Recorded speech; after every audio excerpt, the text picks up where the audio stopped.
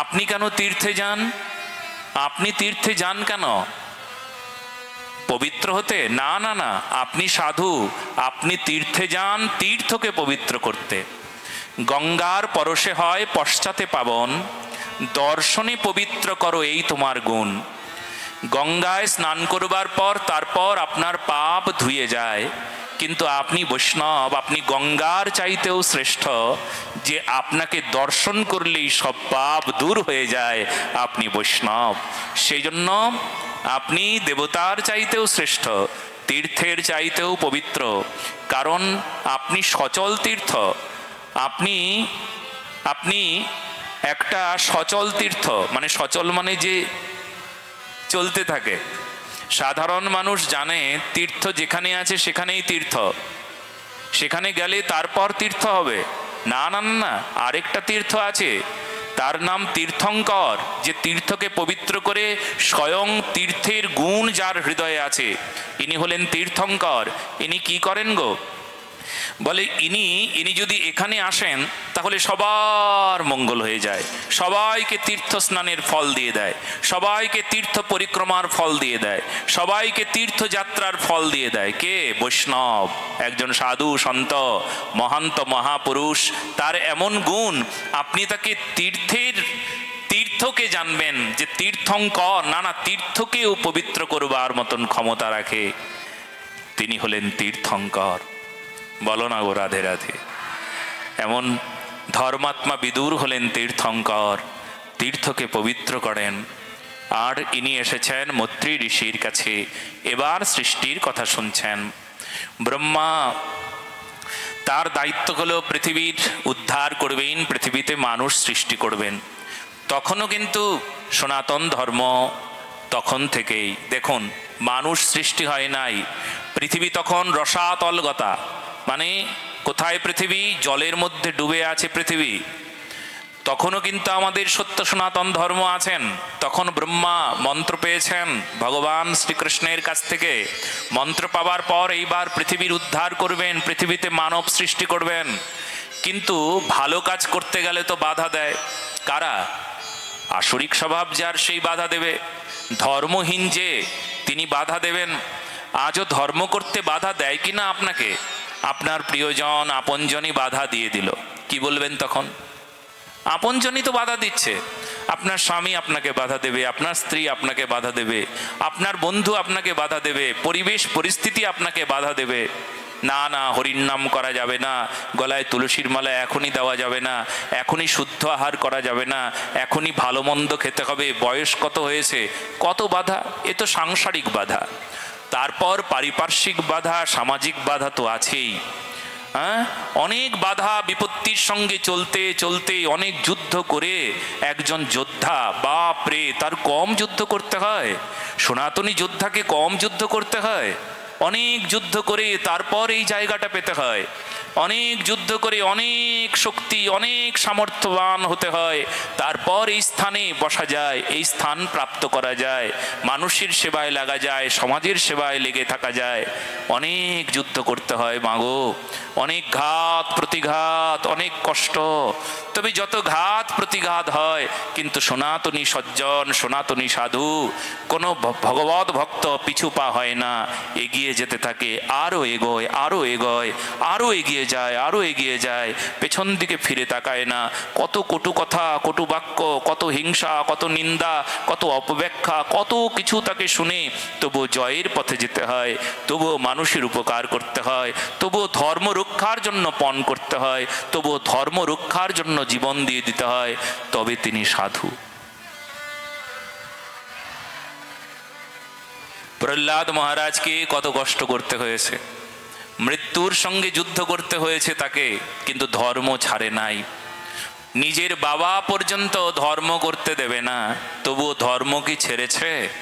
ছাড়ে নাই। বাবার কথা যদি শুনে যেত তাহলে প্রহ্লাদ আর প্রহ্লাদ হতো না, ভগবান তাকে আদর করতো না। অমন জীব দিয়ে চেটে চেটে প্রহ্লাদকে আদর করেছেন। পিতার আদর পাবার জন্য যদি পিতার আদর পাবার জন্য যদি প্রহ্লাদ যদি ধর্মকে পরিত্যাগ করে দিত, পিতার আদর পেত, কিন্তু পরম পিতার আদর থেকে বঞ্চিত হয়ে যেত। এই জন্য শুনে নাও, কারুর কথা মতো, কারুর কথা অনুযায়ী তুমি তোমার ধর্মকে ত্যাগ করতে পারো না। সব কিছু ত্যাগ করতে পারি, ধর্মের জন্য কোনো কিছুর জন্য ধর্ম ত্যাগ করতে পারি না। স্বধর্মে নিধনং শ্রেয়, পরধর্মে ভয়াবহ।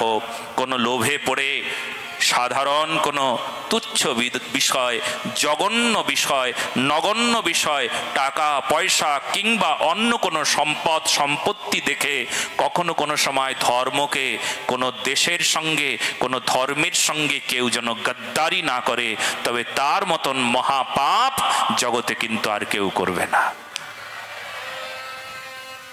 এই জন্য সাবধান, হুঁশিয়ার সবার জন্য।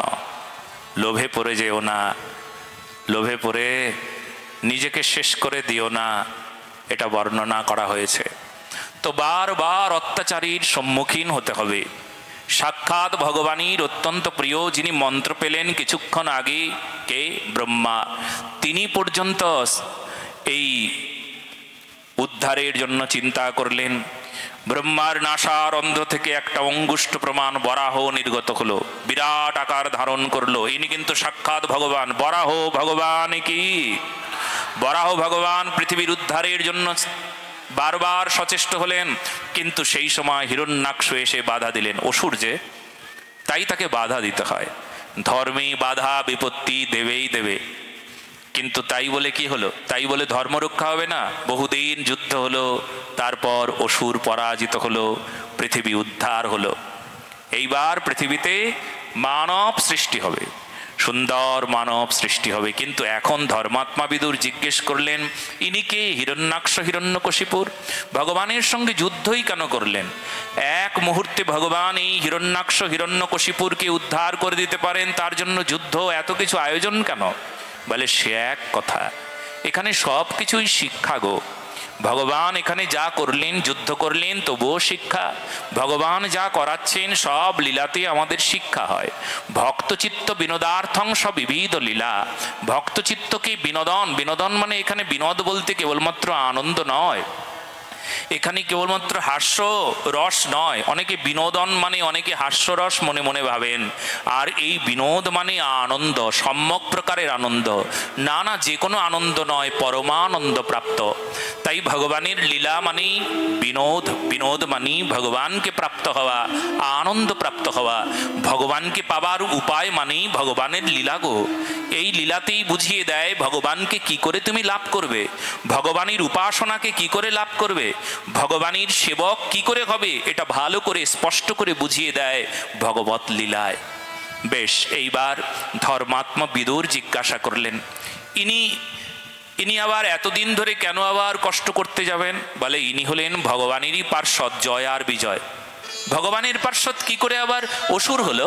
বলে সে এক কথা, এক সময় ব্রহ্মা ভগবানের সেবা করছিলেন, আর সেই সময় ব্রহ্মার মানসপুত্র, এনারা চতুষ্ষণ, সনক, সনাতন, সনন্দ আর সনত কুমার, এনারা চারজন। বলুন চতুষ্ষণ ভগবান কি? এনারা ব্রহ্মার মানসপুত্র। এনারা সবাই ব্রহ্মার কাছে এসে বললেন, হে পিতা, কি সুন্দর একটা গন্ধ বেরোচ্ছে, গন্ধটা কিসের পিতা? বলে ভগবানের অঙ্গগন্ধ, ভগবানের চরণের গন্ধ। পিতা, আমরা পাগল হয়ে গেলাম, ভগবানের চরণের গন্ধ যদি এত সুন্দর হয়, না জানি ভগবান কত সুন্দর হবে। ও পিতা, সেই ভগবানের নাম কি যার চরণের গন্ধ এত সুন্দর? বলে নারায়ণ, হরি, মুকুন্দ, মধুসূদন। বাহ! ও পিতা, নাম এত সুন্দর, যার নাম শুনে এত আনন্দ হয়, চোখে এত জল আসে, না জানি তিনি কত সুন্দর। নাম যার এত সুন্দর, কেমন তার ছবি?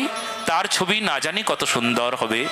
সংসারের ছবি, কত ছবি দেখে আমরা ভগবানকে মনেই করতে পারি না ভগবান এর চাইতেও কত সুন্দর হবে। হয়তো কোনো কিছু সুন্দর দেখলাম, তাই ভগবানের রচনা এত সুন্দর, না জানি ভগবান কত সুন্দর হবে। এই ভগবানকে দেখবার জন্য বাসনা হলো চতুষ্ষণের। পিতা, তাহলে কি করে ভগবানকে দর্শন করব? বলে ভগবানকে দর্শন করতে হলে নাম গুণগান গাইতে গাইতে ভগবানের কাছে যেতে হয়। বৈকুণ্ঠে যাওয়ার জন্য ভগবানের নাম গুণগান গেয়ে গেয়ে তার কাছে যাও। চতুষ্ষণ পিতার আজ্ঞা নিয়ে নাম গুণগান গাইতে গাইতে বৈকুণ্ঠে যাত্রা করলেন। দুটো হাত উপরে তুলে আমরাও চলুন ভগবত দর্শনে চলে যাই। জয় জয় শ্রী রাধে শ্যাম। तुम्हारे द्वार पर आकर प्रभु हमने ये ठाना है, यहाँ सबका ठिकाना है, यहाँ सबका ठिकाना है। तुम्हारे द्वार पर आकर प्रभु हमने ये ठाना है, यहाँ सबका ठिकाना है,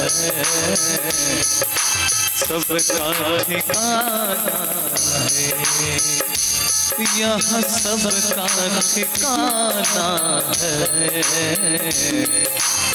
सबका ठिकाना है। দুটো হাত উপরে তুলে করতালির সেবার সাথে সবাই একসঙ্গে বলো না গো রাধে রাধে। বাহ বাহ, কি সুন্দর লাগছে।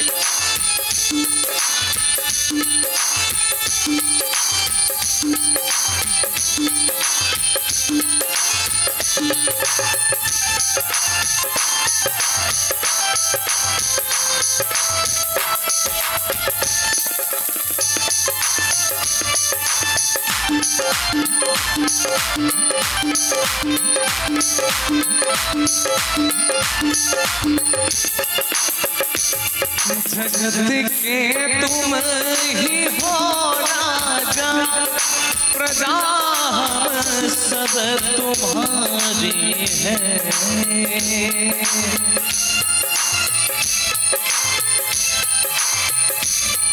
जगत के तुम ही हो राजा, प्रजा सब तुम्हारी है, तुम्हें दिल से लगाना है, अपना बनाना है, ओ तुम्हें दिल से लगाना है, अपना बनाना है। उन कृष्ण कन्हैया लाल की। দুটো হাত উপরে তুলে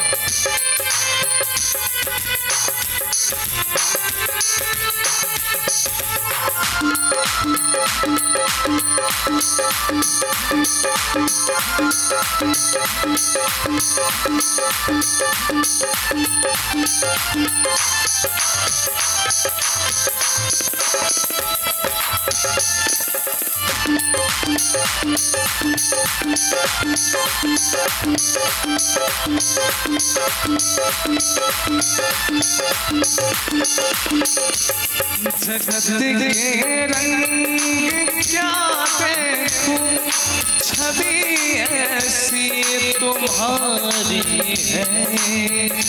जगत के रंग क्या देखो, ऐसी छवि तुम्हारी है।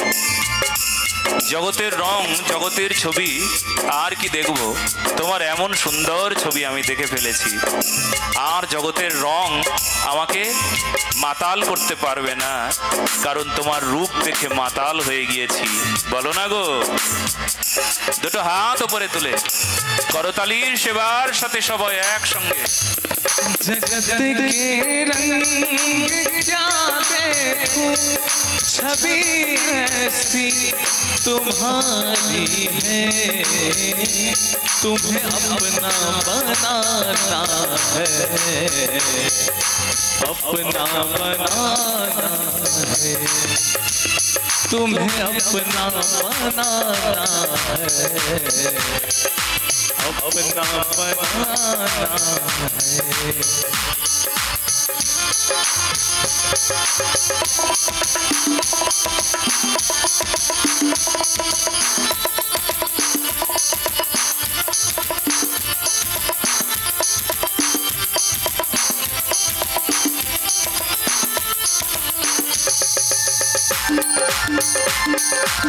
हरि बोल।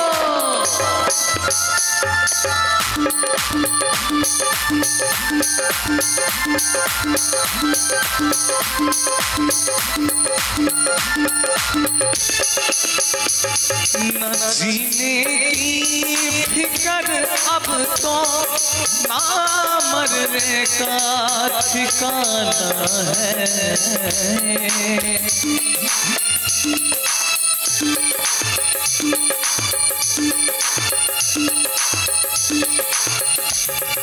न जीने की फिकर अब तो, ना मरने का ठिकाना है। तुम्हें दिल से लगाना है, अपना बनाना है। तुम्हें दिल से लगाना है, अपना बनाना है। और ठाकुर जी के चरण में अर्जी लगा के बोलेंगे क्या? गम है या खुशी है तो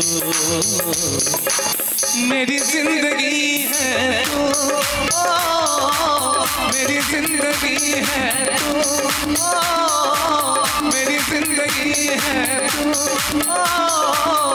मेरी जिंदगी है तो। जय जय श्री राधे श्याम। বৈকুণ্ঠের প্রথম দ্বার, দ্বিতীয় তৃতীয় চতুর্থ দ্বার অতিক্রম করলেন। চতুর্থ দ্বারের দ্বারী জয় আর বিজয় চারটি ছোট্ট ছোট্ট শিশুকে দেখে লাঠি দেখাচ্ছেন। পরনে কোনো কাপড় নেই। এই বাচ্চাগুলো, তোদের পরনে কোনো কাপড় নেই, যা যা বস্ত্র পরে আয়। আর চতুষ্ষণ খুব রেগে গেলেন। রেগে গিয়ে বললেন, এত বড় স্পর্ধা, তোমরা বৈকুণ্ঠে থাকো অথচ এত কুণ্ঠা। ওপরের বস্ত্র দেখো, আত্মা দেখতে জানো না? যারা আত্মা দেখতে জানে না, যারা আত্মদর্শী হলো না, তারা কি করে বৈকুণ্ঠে থাকে? এই তোমাদের অভিশাপ দিলাম জয় বিজয়, যাও তোমরা অসুর হয়ে জন্ম নাও। জয় বিজয় গিয়ে চতুষ্ষণের কাছে বললেন, আপনারা কারা? আপনারা তো দেখতে 3-4 বছরের শিশু, আসলে 3-4 বছরের শিশু আপনারা না। আপনাদের পরিচয় কি? আপনারা কারা? বললেন, আমাদের পরিচয়, আমরা দেবর্ষি নারদের চাইতেও বড় বয়সে। আমাদের পরিচয়, আমরা চতুষ্ষণ ব্রহ্মার মানসপুত্র। তো 3-4 বছরের শিশুর মতন দেখতে যে, বলে এক কল্পে ব্রহ্মা আমাদেরকে গৃহস্থ ধর্ম শিক্ষা দিচ্ছিলেন। বলছিলেন এক সময় তোমরাও গৃহস্থী হবে, তোমরাও বিবাহ করবে। আমরা তখন আমাদের পিতা ব্রহ্মাকে বলছিলাম আমরাও বিবাহ করব। বিবাহ করলে কি ভজন করা যাবে? বড় কঠিন। বিয়ের পর ভজন করাটাও বড় কঠিন, বড় কঠিন। কারণ বিবাহের পর স্ত্রীর প্রতি, সন্তানের প্রতি, পরিবারের প্রতি তোমার যদি নজর থাকে, মন থাকে, তখন স্বাভাবিকভাবেই ভগবানের চরণে মনটা ঠিক স্পষ্ট থাকবে না, ঠিক দৃঢ় হবে না। যদি তুমি দৃঢ় ভক্ত না হও, যদি তুমি তোমার মনটা সংসারকে দাও কিছুটা, তাহলে তুমি বিশুদ্ধভাবে ভজন করতে পারবে না। ও পিতা, আমরা ওইসব বুঝি না, আমরা বিশুদ্ধভাবে ভজন করতে চাই, আমরা সংসার চাই না, স্ত্রী চাই না। তখন ব্রহ্মা বললেন, পুত্র এখন তোমাদের বয়স মাত্র 3-4 বৎসর, এখন তোমরা কি করে বুঝবে স্ত্রী চাই না? যখন তোমাদের শরীরে শৈশব পেরিয়ে কৈশোর আসবে, কৈশোর পেরিয়ে যৌবন আসবে, আর যৌবন আসবার পর যখন কামনা আসবে, তখন তোমরা যদি বিবাহ না করো তাহলে অবৈধভাবে স্ত্রী সঙ্গ করবে। আর অবৈধভাবে স্ত্রী সঙ্গ করলে তোমাদের কি হবে জানো? অপরাধ হবে। ও সর্বনাশ! তার মানে যখন যৌবন আসবে তখন যৌবন এলে বিবাহ করতে হয়, আর বিবাহ না করলে তাহলে অশুভভাবে আমরা, অবৈধভাবে আমরা কামনায় জড়িয়ে পড়ব। তার মানে যৌবন এলেই যদি কামনা আসে, পিতা যৌবন এলেই যদি কামনা আসে, তাহলে এমন যৌবন চাই না। তার মানে চিরকাল আমরা এই ৩-৪ বছরের শিশু হয়ে থাকতে চাই, কখনো আমাদের শরীরে যৌবন আসবে না।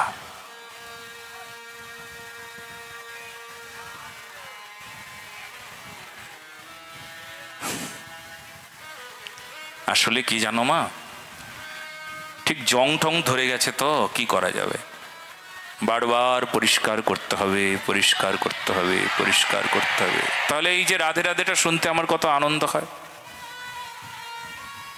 কোথাকার অন্য কোনো স্থানের ভক্তরা করতালি দিয়ে সেবা করে, মানে কথায় কথায় যখন তাদের হৃদয়ে আনন্দ হয়, যেমন মালদায়, ছত্তিশগড়ে, তারপর শিলিগুড়িতে, বিভিন্ন জায়গায় যখন খুব আনন্দ তুঙ্গে ওঠে বা হৃদয়কে স্পর্শ করে, তখন করতালি। করতালি মানে হচ্ছে দুটো করে যখন এভাবে তালি হয়, তখন কি হয়, তখন সারাটা শরীর একটা শক্তি পায়। মানে করে মানে আমাদের হাতে তো সব সারা শরীরের যত ভেতরের যত তন্ত্র আদি আছে না, সমস্ত কিছু হাতের মধ্যে স্পষ্ট আছে।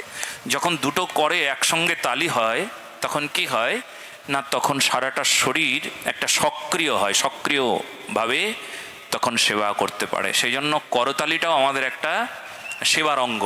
ভক্তির জগতে দেখবেন করতালি দিয়ে ভগবানের নাম করছে, তখন ভাগবত কথায় করতালির সেবা করে, বা বা বা বা ইত্যাদি ইত্যাদি।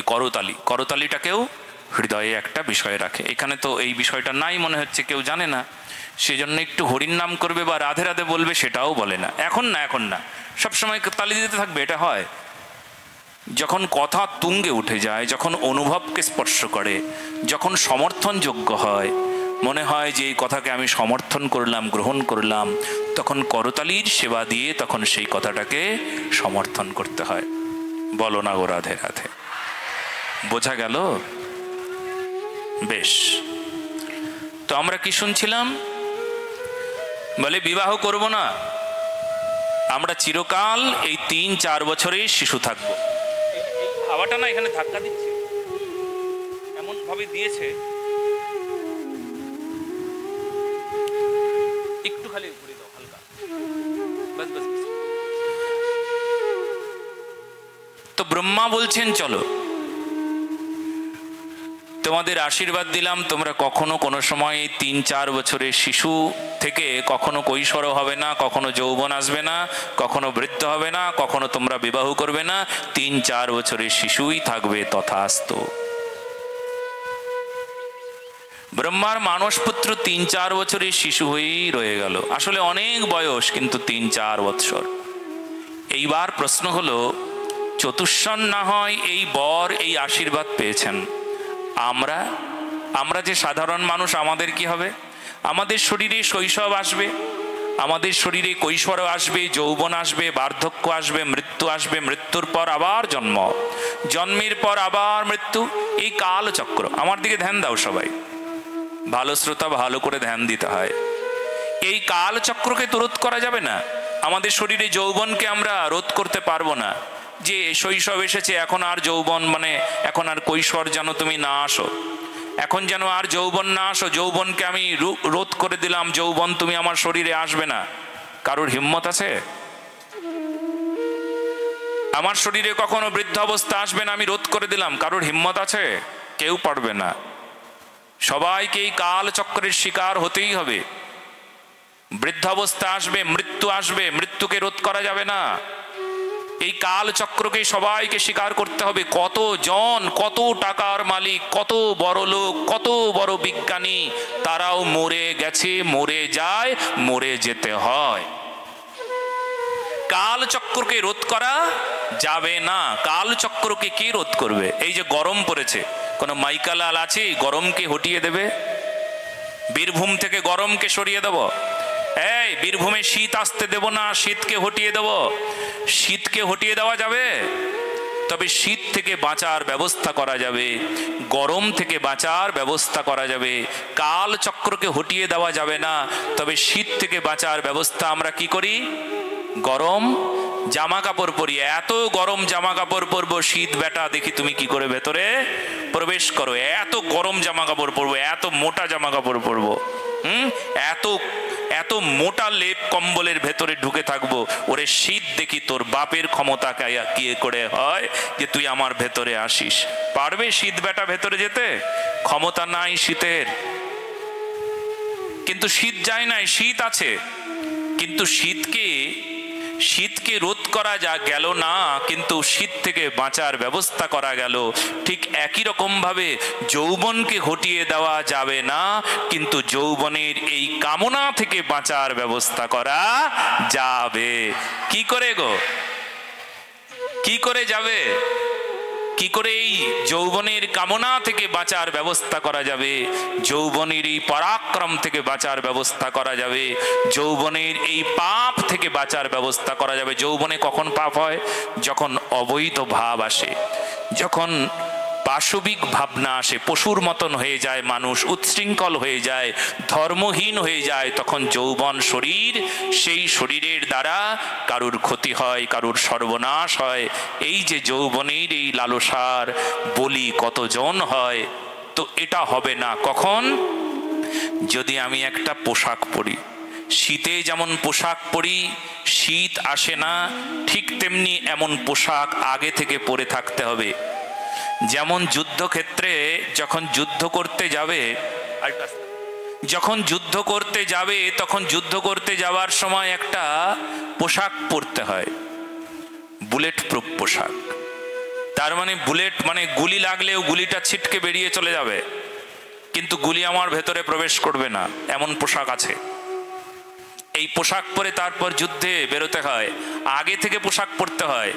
যখন যুদ্ধ হবে তখন পোশাক পরে না, আগে যুদ্ধের আগে তৈরি হয়ে যুদ্ধক্ষেত্রে যখন যুদ্ধ যখন শুরু হয় তার আগে পোশাকটা পরে বেরিয়ে যেতে হয়।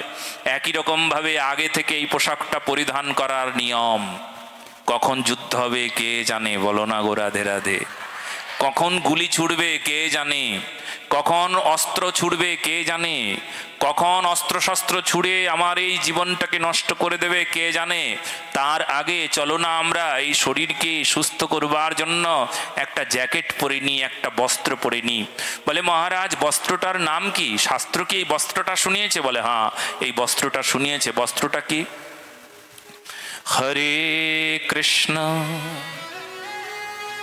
হরে কৃষ্ণ কৃষ্ণ কৃষ্ণ হরে হরে, হরে রাম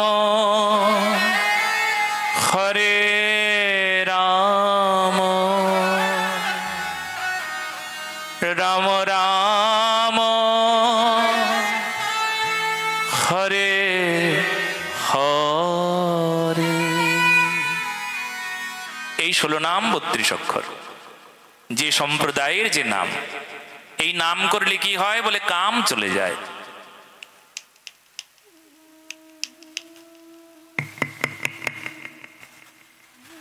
নাম করলে কাম চলে যায়।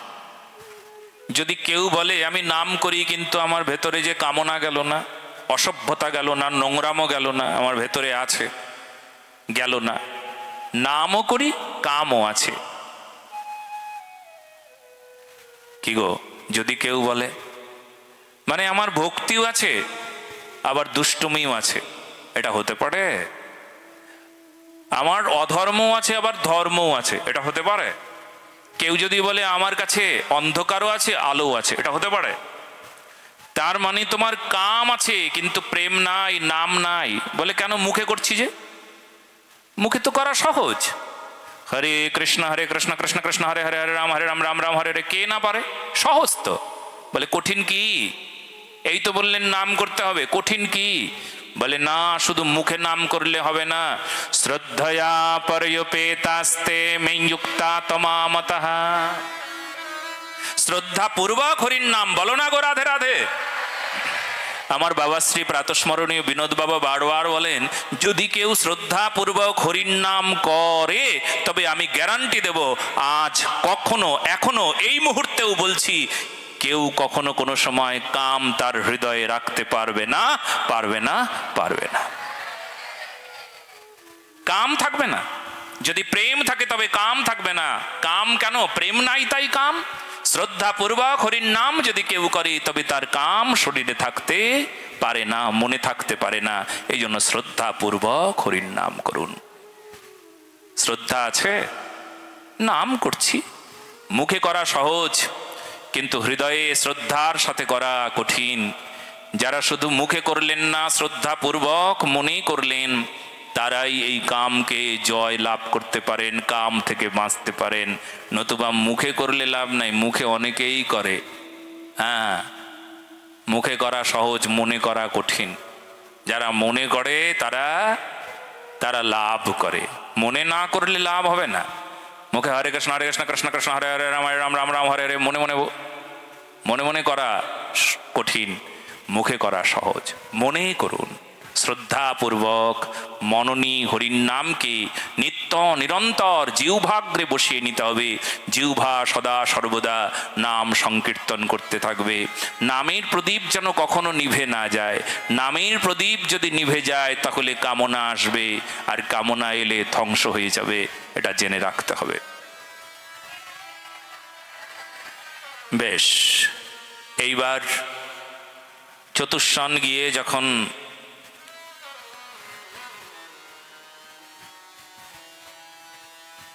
জয় বিজয়ের সঙ্গে কথা বলছিলেন, তখন ভগবান প্রকট হলেন, ভগবানের চরণে নিবেদন করলেন, ভগবান তোমার কাছে এসে তোমার ভক্তকে আমি অভিশাপ দিয়ে দিলাম, ক্ষমা করে দাও। ভগবান বললেন, এই তো পূর্ব থেকে হয়েই এসেছে, তোমরা তো উপলক্ষ মাত্র, তোমাদের কোনো দোষ নাই। এই দেখো না, এরাই সত্যযুগে, এরাই হিরণ্যাক্ষ হিরণ্যকশিপুর হবে, এরাই দ্বাপর যুগে শিশুপাল দন্তবক্র হবে, এরাই ত্রেতা যুগে রাবণ কুম্ভকর্ণ হবে, এরাই কলিযুগে জগাই আর মাধাই হবে। বলো না গো রাধে রাধে। বেশ, তোমরা উপলক্ষ মাত্র, তোমাদের কোনো দোষ নাই। এবার ধর্মাত্মা বিদুর মৈত্রী ঋষির কাছে জিজ্ঞেস করলেন যে এই যে হিরণ্যাক্ষ হিরণ্যকশিপুর, এনার পিতামাতা কেমন দোষ করেছিল যে এমন সন্তানকে জন্ম দিল? বলে পিতার কোনো দোষ ছিল না, তবে মায়ের একটা দোষ আছে। বলে মা কি দোষ করেছিল? বলে মা সেই দিন সন্ধ্যাকালে তার স্বামী দেবতাকে বলছিলেন, আমি কামনার যন্ত্রণায় ছটফট করছি, আমার কামকে আপনি নির্বাপন করে দিন, আমি এখন আপনার সঙ্গ সুখ চাই। তখন স্বামী দেবতা বলছেন, দেখো এখন সন্ধ্যাকাল, সন্ধ্যাকালে স্ত্রী সঙ্গ করতে নাই। সন্ধ্যাকালে স্ত্রী সঙ্গ করলেই যদি গর্ভাধান হয় তাহলে একটা অশুভ সন্তান জন্ম নেবে, আর সেই অশুভ সন্তান জন্ম নিলে শুধু তোমার ক্ষতি নয়, সমাজের ক্ষতি, শুধু মানুষের ক্ষতি নয়, দেবতারও ক্ষতি। তাই এমন সন্তান জন্ম হবে। কিন্তু কথা শুনল না। আসলে যে খুব কামুক হয় সে ধর্মের বাণী শোনে না, আগে তার কাম নির্বাপন হোক। তার সামনে যদি অনেক কথাও বলো কিচ্ছু শুনবে না, কারণ সে কামুক হয়ে আছে। কামনা এমন বিষয়, যে খুব লোভী তাকে যদি ধর্মের কথা শোনাও তবে অতটা উপকার হবে না। আগে তার লোভকে সম্বরণ করতে হবে, তারপর ধর্মের কথা তার কাজে লাগবে। একই রকমভাবে যিনি ক্রোধী, খুব ক্রোধ করে আছে, ভীষণ ক্রোধ, আগুন হয়ে আছে, তাকে যদি তুমি বলো ধর্মের কথা, তাহলে আগুনে ঘৃতাহুতির মতন আরো বড়ভাবে আগুনটা জ্বলে উঠবে। ওই ক্রোধকে আগে নির্বাপন না করলে ধর্মের কথায় কোনো উপকার হয় না। যেমন নেশাগ্রস্ত মানুষকেই যদি তুমি কোনো সুবুদ্ধি দাও, ভালো বুদ্ধি দাও, ধর্মবুদ্ধি দাও, নেশাগ্রস্ত মানুষ কিচ্ছু মাথায় নিতে পারে না। তার নেশা বিমুক্ত হওয়ার পর তাকে ধর্মবুদ্ধি দিলে কিছুটা কাজ হলেও হতে পারে। একই রকমভাবে কামনা যখন গভীর হয়ে যায়, তার সামনে ধর্ম বা ভবিষ্যৎ মাথায় থাকে না, অপরাধ করে বসে।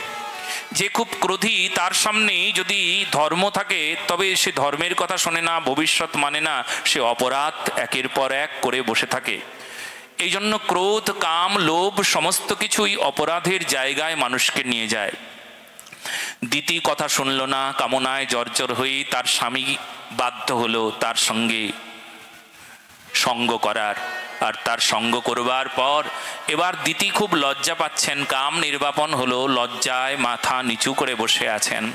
বললেন, আমার কি অপরাধ হলো? অপরাধ? হ্যাঁ, অপরাধ তোমার হয়েছে। তুমি আমার কথা শোনো নাই, ধর্ম শোনো নাই, সেই জন্য তোমার যমজ সন্তান হবে। আর এই যমজ সন্তানের জন্য শুধু তোমার বংশ নয়, দেবতা পর্যন্ত অতিষ্ঠ হয়ে যাবে। বড় বড় অশুভ সন্তান জন্ম হবে। একটার নাম হবে হিরণ্যাক্ষ, আরেকটির নাম হবে হিরণ্যকশিপুর। তারা বড় অত্যাচারী হবে। তবে তোমার মধ্যে অনুশোচনা এসছে, এই যে তুমি কাঁদছো, স্বামীর সামনে বসে কাঁদছো, হায় হায় এ কি করলাম, ভবিষ্যতে করব না, ক্ষমা করে দিন, আমি কখনো সন্ধ্যাকালে এই সমস্ত কিছু আবদার করব না, আমাকে ক্ষমা করে দিন। বলে হ্যাঁ, তোমার মধ্যে যে অনুশোচনা এসেছে তার জন্য তোমার একটা ফল হবে। তোমার পুত্রের অর্থে হিরণ্যকশিপুর নামে যে পুত্র হবে তার চারটি পুত্র হবে, আর একটা পুত্র হবে, তার মধ্যে নাম হবে প্রহ্লাদ মহারাজ। আর এই প্রহ্লাদের জন্য তোমার এই বংশ উদ্ধার পেয়ে যাবে, আর উদ্ধার পাবে তো পাবে, জগতেরও মঙ্গল হয়ে যাবে তোমার এই প্রহ্লাদ ভক্তের জন্য। প্রহ্লাদের জন্য জগতের কল্যাণ হয়ে যাবে। বলুন প্রহ্লাদ মহারাজ কি? প্রহ্লাদের জন্য জগতের কল্যাণ, জগতের মঙ্গল। বাহ, ভালো কথা। এইবার কথা হলো, যখন উনি বলছিলেন তখন কয়েকটি জিনিস নিষেধ করছিলেন। বলে সন্ধ্যাকালে স্ত্রী সঙ্গ, সন্ধ্যাকালে আহার করা, সন্ধ্যাকালে শয়ন করা, এগুলো একেবারে নিষেধ। সন্ধ্যাকালে শয়ন করলে অসুস্থতা বাড়ে। সন্ধ্যাকালে অসুস্থ মানুষও যদি শুয়ে থাকে তবে তাকে একটু উঠিয়ে দিতে হয়। সন্ধ্যাকালে শুতে নেই, সন্ধ্যাকালে আহার করতে নেই, সন্ধ্যাকালে আহার করলে পীড়া হয়। আর আমরা বাঙালিরা এমনই মানুষ হয়ে গিয়েছি, সন্ধ্যাকালে আমরা টিফিন খাই। হ্যাঁ, এক এক জায়গায় এক এক রকম। এই মেদিনীপুর থেকে এলাম, এরা বলে সন্ধ্যাকালে আমরা মুড়ি আর ছোলা খাই, মেদিনীপুরের। আর এইদিকে মালদায় বলে আমরা সন্ধ্যাকালে মুড়ি আর চানাচুর ভাজা খাই। আর তোমরা বীরভূমের এখনো জানি না, বীরভূমে সন্ধ্যাকালে কি খাও? চপ আর ঘুগনি, চপ মুড়ি। বাহ, চপ মুড়ি খাও, সন্ধ্যাকালে খাবে না। সন্ধ্যার আগে কিংবা সন্ধ্যা গড়িয়ে গেলে তারপর আহার করবে। সন্ধ্যাকালে আহার করলে পীড়া হয়, ব্যাধি হয়। সন্ধ্যাকালে বিভিন্ন প্রকার জীবাণু সেই জায়গায় আহারের মধ্যে আসে। অতএব অসুস্থতার লক্ষণ, সন্ধ্যাকালে আহার করবে না। এছাড়া অনেক কিছু নিয়ম। সন্ধ্যা বলতে সন্ধি, সন্ধি মানে দুটো সময়ের সংযোগ, মানে সন্ধিক্ষণ।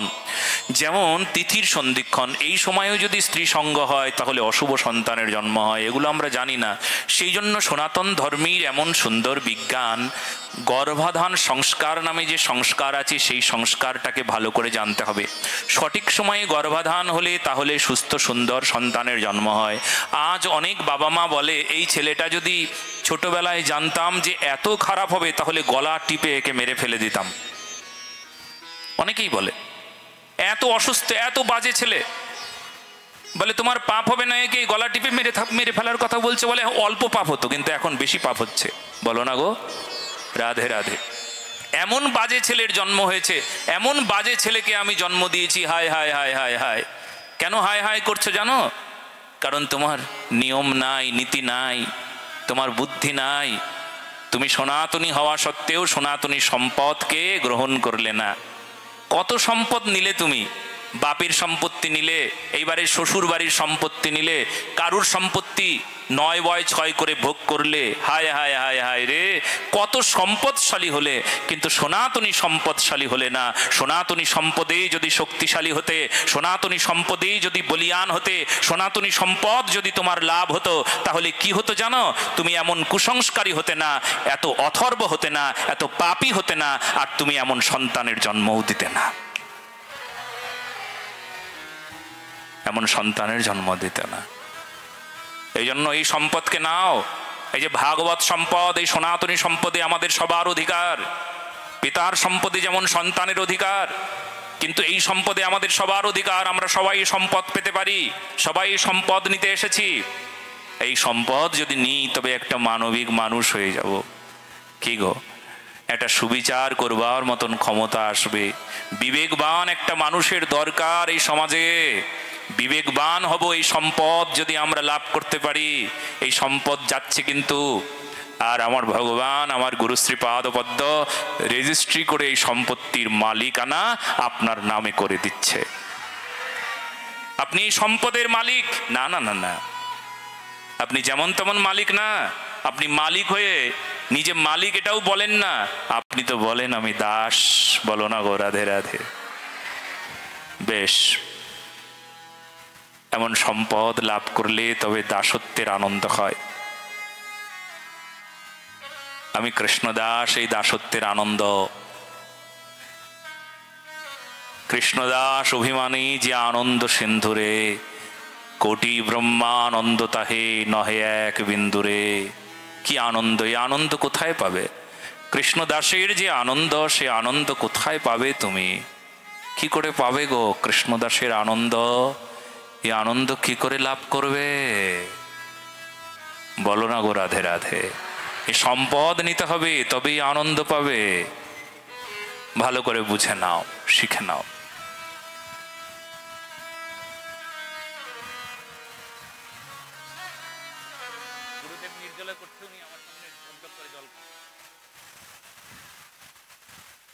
বাহ, কি সুন্দর! সম্পদ নাই, সম্পদ হারিয়ে ফেলেছে, এই জন্য এরকম হয়েছে। শোনো, একটা কথা শোনো। গুরুদেব যদি কখনো নির্জলা করে, তার সামনে শিষ্য যদি ঢকঢক করে জলপান করে, সে সম্পদশালী না, বুঝে নেব। অন্য কোনো মায়ার সম্পদে ওকে ভূত, পিশাচ, দৈত্য, রাক্ষস বানিয়ে দিয়েছে। বলো না গো। এটা শিক্ষার জন্য বললাম, খুব গুরুত্বপূর্ণ কথা। কিন্তু গুরুদেব অনাহারে আছে, আমি তার সামনে কপ কপ কপ কপ কপ কপ কপ কপ কপ কপ কপ কপ কপ কপ। বাহ, প্রসাদটা তো খুব সুন্দর হয়েছে। আর একাদশী আমরা আরো বেশি বেশি করে খাই। আলুর কোবরা, অমুকের পায়েস। একাদশী, আরে তোমার একাদশী গো। এমনি একাদশী তো প্রতিদিন করা যায়। হরিভক্তি বিলাস লক্ষ্য করো। একাদশীতে উপবাস থাকবে, নির্জলা করবে, জল স্পর্শ করবে না। অসমর্থ পক্ষ, অসমর্থকে ওই যে ওখানে একজন বৃদ্ধ মতন আছে না, একদম নড়তে পারছে না, উনি একেবারে প্রোটিনের অভাবগ্রস্ত। ওনার শরীর শুকনো শুষ্ক হয়ে গিয়েছে, ওনার ক্ষমা আছে। 80 বছর পেরিয়ে গেছে, ওনার ক্ষমা আছে। অসমর্থ পক্ষ। সামর্থ্যবান আপনি, একদম সুস্থ তাগড়া মানুষ, হ্যাঁ, শরীরে বল আছে, শক্তি আছে, আপনার জন্য এরকম নয়। বলো না গো রাধে রাধে। আজকে আমরা সে সম্পদ থেকে বঞ্চিত হয়ে গিয়েছি, সেই জন্য আমরা এমন পিশাচের মতন আচরণ করি। গুরু আজ্ঞা পালনের চাইতে বইয়ের আজ্ঞা বেশি পালন করি। বলো না গো রাধে রাধে। বউ যে আজ্ঞা দেয়, সেই আজ্ঞাটা মাথায় বেশি করে আমাদের গেথে যায়, মননে প্রবেশ করে, আমরা লিখে ফেলি। ওই পাষাণে লেখা হয় না, ওরকম পাষাণে লিখে ফেলি বউয়ের আজ্ঞা, স্বামীর আজ্ঞা, ওর আজ্ঞা। কিন্তু গুরু আজ্ঞা যদি পাষাণের মতন হৃদয়ে লিখতাম, চরিত্র যদি ওই প্রকার শোভা পেত, তাহলে আমি গ্যারান্টি দেব সে মানুষের মতন মানুষ হয়ে সমাজের হাল ধরত, দেশের হাল ধরত, রাষ্ট্রের হাল ধরত।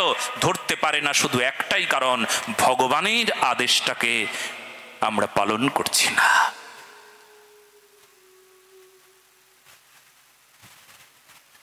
মায়ায় পড়ে আছি। এই জন্য সম্পদশালী হও। ভগবানের সম্পদে একটু লোভ থাকুক। বাপের সম্পত্তিতে 4 ভাইয়ের খুব লোভ, শ্বশুরের সম্পত্তিতে ওই লোকটার এত লোভ, সব সম্পত্তিতে লোভ। কিন্তু ভগবানের সম্পদ, এটাতে যদি কেউ লোভ করে, তাহলে তার মঙ্গল হয়ে গেল। বলো না গো রাধে রাধে। এই লোভ একবার করো, ভগবান তোমার সম্পত্তিতে আমার লোভ হয়েছে, আমি তোমার সম্পত্তিতে লাভবান হব, তোমার সম্পদ আমি পাবো, নামে প্রেমে সেবায় বলিয়ান হব। এই সম্পদ দাও আমাকে, আমাকে সত্য দাও, শান্তি দাও, গুণ দাও, প্রেম দাও, স্বদেশ ভক্তি দাও, রাষ্ট্র ভক্তি দাও, দেশ ভক্তি দাও, সমাজ ভক্তি দাও, গুরু ভক্তি দাও, প্রেম দাও, দয়া দাও, উদারতা দাও, মহানতা দাও, দাক্ষিণ্যত্ব দাও। ভগবান আমাকে লোভী করো, আমাকে লোভী করো। তোমার সম্পদে যেন আমি লোভী হয়ে যাই। বলো না গো রাধে রাধে। বেশ, শ্রীমদ্ ভাগবত মহাপুরাণে আজকে সংসারী মানুষদের জন্য অনেক সুন্দর কথা বলেছেন। এই সুন্দর কথাগুলোকে পালন করলে বাস জীবন সূত্রে যাবে, বদলে যাবে। এরপর শ্রীমদ্ ভাগবত মহাপুরাণী কর্দম ঋষি তার কথা বর্ণনা করছেন। কর্দম ঋষি ভগবানের সেবা করেন, মনে মনে ভাবছিলেন আমি যদি বিবাহ করি তবে কেমন হবে, মনে মনে ভাবছিলেন। ভগবানের চোখে জল এলো। ভগবান, তুমি ভক্ত বিয়ে করবে, তাতে তোমারও তো দুঃখ কিসের? এটা কোনোদিন হয়? পিতামাতা সুখী হয় না? ছেলের বিয়ে মা কাঁদে, বাবা কাঁদে, কাঁদতে হবে আজকের থেকে। বলে কেন গো? ইস, কেমন বৌমা আসবে কে জানে, হয়তো আমাদের থেকে নিয়েই চলে যাবে। বলো না গো, রাধে রাধে। আজকে হয়তো তুমি খুব নাচছ। আজ অনেকেই আছে মেয়ের বিয়ে দিতে, সেখানেও নাকি মা বাবারা নাচে। মানে আধুনিক যুগ তো, কি দেখবো কি দেখবো না, আরো কি সামনে দেখার বাকি আছে কে জানে। ছেলের বিয়েতে তো নাচেই। তোমরা নাচো নাই? ছেলে যখন বিয়ে দিচ্ছ, বাবা মা দুজনেই নাকি নাচে ছেলের বিয়েতে। আনন্দ করব, ছেলের বিয়ে দিচ্ছি, আনন্দ করব। করো, এখন আনন্দ করো, খুব নাচো, খুব নাচো, খুব নাচো, খুব নাচো। কিন্তু কিছুদিন পর তোমাকে নাচাতে আসছে ঝ্যাটার বাড়ি দিয়ে। যদি তুমি সদাচারী না পাও, যদি তুমি এমন চরিত্রবান না পাও, যদি ভগবত ভক্ত না পাও, যদি সেবককে ঘরে না নিয়ে আসতে পেরেছ, সুন্দর দেখে একজন নিয়ে আসলে, চিত্র দেখে নিয়ে এলে, চরিত্র দেখে নিয়ে এলে না, তাহলে তো তোমার বিপদ তোমার সামনে দাঁড়িয়ে আছে। আচ্ছা, চরিত্র দেখে কি করে নিয়ে আসবো? কোন চরিত্র, কেমন চরিত্র কি করে বুঝবো?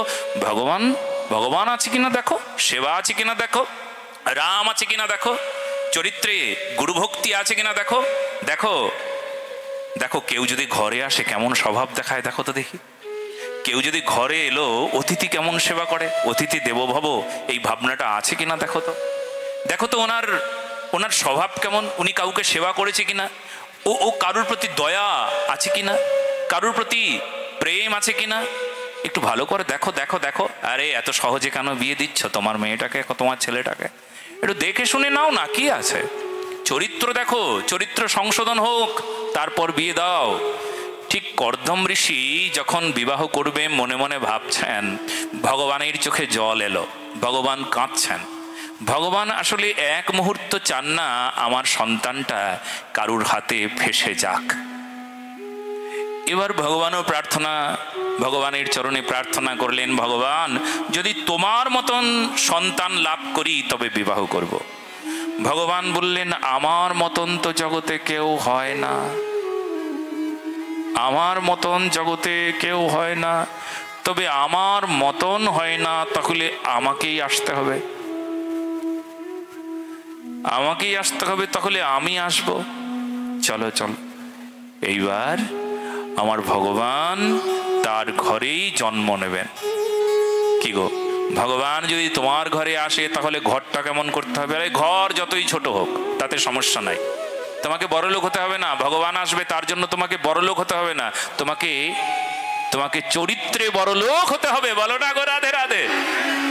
তবে তোমার ঘরে ভগবান আসবে, আজও আসবেন ভগবান, তোমার ঘরে ভগবান আসবেন। ভগবান ঘরে আসছেন না কেন?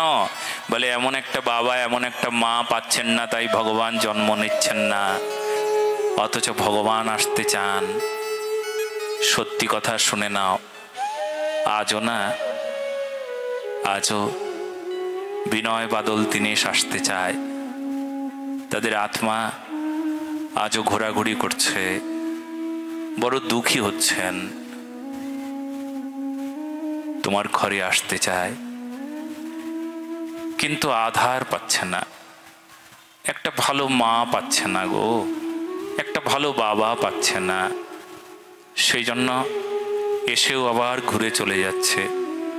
এই জন্য দেখবেন অনেক দিন কোনো সৎ মহাপুরুষ তার জন্ম হয় নাই। কতদিন হয়ে গেল, কত কাল চলে গেল, আমরা জন্ম দিতে দিতে দিতে দিতে কত লোকের জন্ম হয়ে গেল, কিন্তু ভালো মানুষের জন্ম নাই বলেই তো সমাজে এত উচ্ছৃঙ্খল, এত সমস্যা। একটু ভালো মানুষও তো চাই, ভালো মন্দ মিলিয়েই থাকবে সেটাও জানি, কিন্তু মন্দির ভাগ এত বেশি হয়ে গিয়েছে, ভালো নাই, ভালো নাই। ভালো আসবে কি করে? ভালো আসবার জন্য তো সুযোগ পাচ্ছে না। না, এই সুযোগটা কে দেবে? এমন মা তোমরা, তোমরা একটা ভালো সন্তানের জন্ম দাও দেখি মা। সুনীতি হয়ে যাও তাহলে ধ্রুব আসবে, কয়াধু হয়ে যাও তাহলে প্রহ্লাদ আসবে, আসবে আসবে, তোমার গর্ভেই জন্ম নেবে। হ্যাঁ, প্রহ্লাদের মতন সন্তানের জন্ম দিতে হবে। বিবেকানন্দ এমন দিব্য মহাপুরুষের মতন মহাপুরুষকে জন্ম দিতে হবে। হ্যাঁ, দিতে হবে। মহাপ্রভুর পার্ষদ পরিকর তারা কেমন কেমন সন্তান, এমন দিব্য সন্তানের জন্ম দিতে হবে মায়েদের।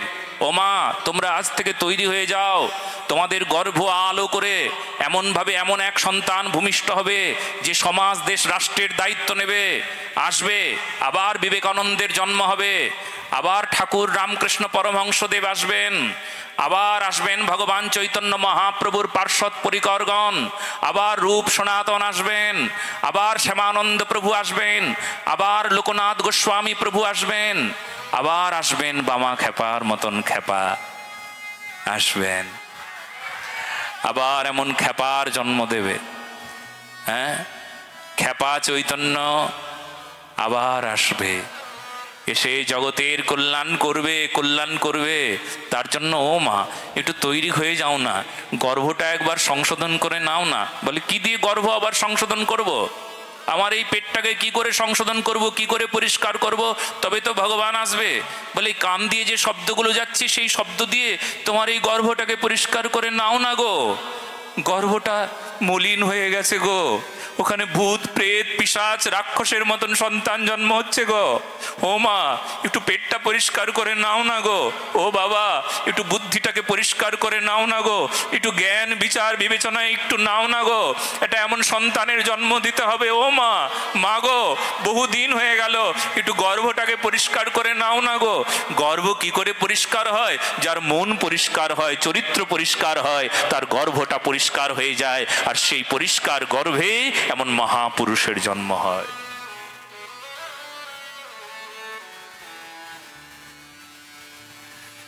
সেই জন্য কর্দম ঋষির চরিত্র দেখিয়ে দিয়েছে। কর্দম ঋষি তপস্যা করছেন, তার গর্ভেই, কার গর্ভে ভগবান আসবেন? তার স্ত্রী, নাম দেবহূতি। আরে রাজকন্যা দেবহূতি, তার সঙ্গে বিবাহ হয়েছেন কর্দম ঋষির। গায়ের রং দেখে বিবাহ হয় নাই, কালো আর ধলো, গায়ের রং দেখে বিচার করে বিবাহ হয় না, টাকা পয়সা দেখে বিবাহ দিতে নাই। কারণ তোমার সন্তান ভাতে মরে না, তোমার মেয়েটা ভাতে মরে নাই, কোনো চরিত্রহীনের কবলে পড়ে মরেছে এমন উদাহরণ আজ পর্যন্ত অনেক হয়ে গিয়েছে, হয় নাই?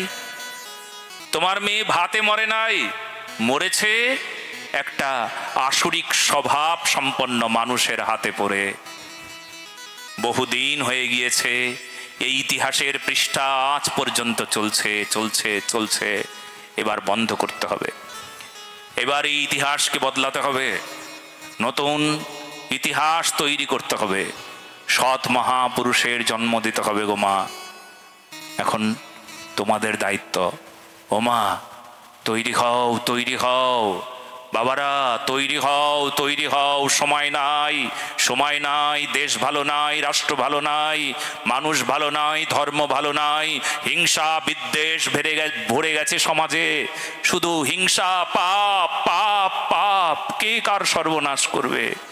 এবার সময় এসেছে, ধর্মই পারে এই সমস্ত পাপ বিমুক্ত করে দিতে। আজকে এই যে বিরাট আয়োজন হয়েছে, হ্যাঁ, এই আয়োজন যদি আজকে না হতো, কত কত হাজার হাজার সনাতনীর হৃদয়ে যে কত স্বপ্ন ছিল, আমরা ওই ভালো ভালো কথাগুলো শুনে আমাদের জীবনটাকে সুন্দর করে তৈরি করে নেব, সবার বুকে আজ লাথি মারা হতো যদি এই অনুষ্ঠান না হতো। আজকে এই অনুষ্ঠানের একমাত্র উদ্দেশ্যই একটা, যে সবাইকে আমাদের এক তালে তাল মিলিয়ে চলতে হবে। তালটা কি? ভগবত গুণগান, ভগবত সেবা, ভগবত নাম, ভগবত ভক্তি, চরিত্র গঠনের আন্দোলন, ভক্তির আন্দোলন। সবাই কত রকম আন্দোলন করে। ধর্ম রক্ষার আন্দোলন করি আমরা, আমরা ভক্তি রক্ষার আন্দোলন করি, আমরা নাম সংকীর্তনের আন্দোলন করি, আমরা ভক্তি রক্ষার আন্দোলনই সবাই এসেছি গো। এটা একটা আন্দোলন, ভক্তি রক্ষার আন্দোলন। দেখো মাঠ ভরে গিয়েছে, সবাই ভক্তি রক্ষার জন্য সবাই এসে বসেছেন, সবাই নাম সংকীর্তনের আন্দোলনেই সবাই এগিয়ে এসেছেন। বলো না গো রাধে রাধে।